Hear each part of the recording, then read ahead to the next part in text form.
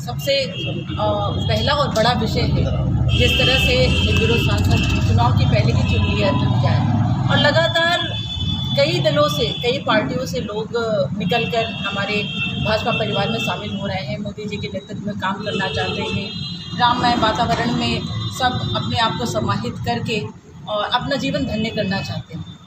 तो मैं ऐसा मानती हूँ कि आज आप सबकी यहाँ पर उपस्थिति हुई है और इस लोकसभा चुनाव में आप सब ने स्वाभाविक रूप से अपनी महत्वपूर्ण भूमिका अदा की है और मीडिया देश का चौथा स्तंभ है और बहुत मजबूत स्तंभ है और सवालों को निकाल के रखना बिना किसी उद्देश्य के और निष्पक्ष रूप से बात करना, निष्पक्ष रूप से जनता तक पहुंचाना ये आपका धर्म और कर्तव्य है। और मैं उम्मीद करती हूँ कि आज यहाँ पर आप जिस विषय के लिए उपस्थित हुए उस विषय पर आप अपनी बात रखेंगे। मैं अपनी तरफ से आपके प्रधानमंत्री आत्मनिर्भर की लगातार 10 वर्ष से बात कर रहे हैं, लेकिन पिछले 6 वर्ष से वो देश के 84 करोड़ लोगों को नाकारा बनाने की कोशिश कर रहे हैं। 84 करोड़ लोगों को फ्री का खाद्यान्न दिया जा रहा है, जिससे देश का भी आर्थिक नुकसान हो रहा है और 84 करोड़ लोग नाकारा हो रहे हैं। क्या कहेंगे आप 5 साल सांसद रहेंगे? जी, मैं 5 साल सांसद नहीं रही, मैं 10 साल सांसद रही। आपकी जानकारी की थोड़ी सी कमी है और अब मैं विधायक हूँ। तो और मुझे गर्व है कि देश के प्रधानमंत्री के नेतृत्व में ये देश विकास की गति को प्राप्त कर रहा है। 2047 की जो कार्य योजना है वो बनकर तैयार हो गई है और यही कारण है कि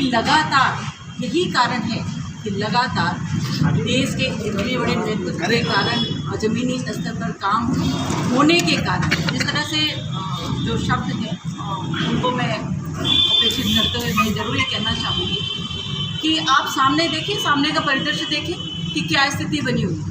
लगातार अन्य दलों से विधायकों का, महापौर का और जनप्रतिनिधियों का निकलकर हमारे भाजपा परिवार में शामिल होना इस बात की गवाही है कि हमारे देश के नेतृत्व के माध्यम से किस स्तर पर काम हो रहा है और कितना बेहतरीन काम हो रहा है।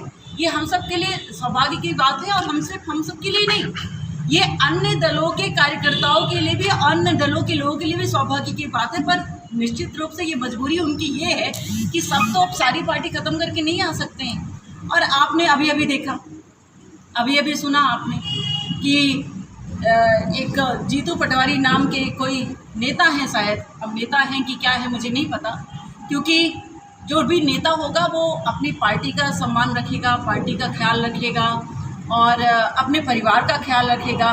जिस माँ की कोख से जन्म लिया है और उसके सम्मान का ख्याल रखेगा। और जिस तरह से उनका बयान है, मैं उस बयान को भी आपके समक्ष रखना चाहती हूँ कि यदि आप इंगित करते हैं किसी और विषय को किसी और तरह लेकर जाना चाहते हैं, तो मैं इस विषय पर आना चाहती हूँ कि आपने देखा कि आज कांग्रेस पार्टी कहीं ढूंढे नहीं मिल रही है, कांग्रेस पार्टी के नेता कहीं ढूंढे नहीं मिल रहे हैं। सारे नेता अपना दल छोड़कर हमारे दल में भारतीय जनता पार्टी के नेतृत्व के साथ काम करना चाहते हैं। वो राममय वातावरण में अपने आप को समाहित करके अपना सौभाग्य मानते हैं और देश की यश कीर्ति में, राष्ट्र भक्ति के इस माहौल में अपने आप को अपनी क्षमता के साथ योगदान देना चाहते हैं। और ऐसे वातावरण में जिसने नारी का सम्मान नहीं किया तो निश्चित रूप से उसका पतन तय है। और ऐसे शब्द और ऐसे बयान जीतू पटवारी के माध्यम से देना, मैं इसका अपने तरफ पर विरोध करती हूँ। और कांग्रेस के लिए मैं ये ज़रूर कहना चाहती हूँ कि कांग्रेस ने इसके अलावा और कुछ नहीं सीखा। कांग्रेस ने काम करना नहीं सीखा। कांग्रेस ने जमीन और कुछ भारतीय जनता पार्टी के माध्यम से तो कांग्रेस पार्टी और उसके में एक कीड़ा होता है ना, वो प्रवेश कर जा रहा है। जब वो प्रवेश करता है तो मस्तिष्क जो आहट जो है वो नाचने लगता है और मस्तिष्क और उसका प्रभाव ये होता है कि ये जुबान वो कुछ और पहले का भी उदाहरण लगातार खत्म होने का जो डर है, लगातार होने का डर है, जनता से तिरस्कृत होने का जो है, अपमानित होने का जो डर है, जनता ने मार दिया पूरी तरह से। और जो प्रभाव है और जो दुष्प्रभाव ये नहीं आता है लगातार कभी न कभी हमारे हर के लिए ये इस तरह कमेंट्स करते हैं। जो आप सब ना हमारी जो इमरती देवी जी हैं उनके लिए जो जिस तरह से बयान उन्होंने कहा है इसको भी आप सबने सुना है और मुझे तो इसको दोहराने में भी खराब लग रहा है।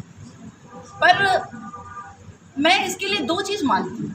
एक तो ये उनकी आपसी कला इतनी बुरी है कि मानसिक स्थिति उनकी ठीक नहीं है। दूसरा ये उनकी संस्कृति और सभ्यता महिलाओं पर आरोप लगाने की, महिलाओं पर गंदे दृष्टि से देखने की, महिलाओं के लिए गंदे शब्दों का उपयोग करने की ये लगातार रही है और आगे भी रहेगी। ये मैं आप सबके माध्यम से बताना चाहती हूँ और मैं जीतू पटवारी जी के लिए कहना चाहती हूँ कि ये किस तरह के रस की बात कर रहे हैं। ये जो चाशनी उनको अपनी माँ में दिखती है वही चाशनी वो बाहर आकर ढूंढ रहे। तो एक बार ज़रूर उनके माँ से चर्चा हुई होगी, उनके परिवार में चर्चा हुई होगी, उनकी बड़ी बहन या छोटी बहन से या उनकी माता कि उनके भी पास रस चाशनी है या ख़त्म हो गई।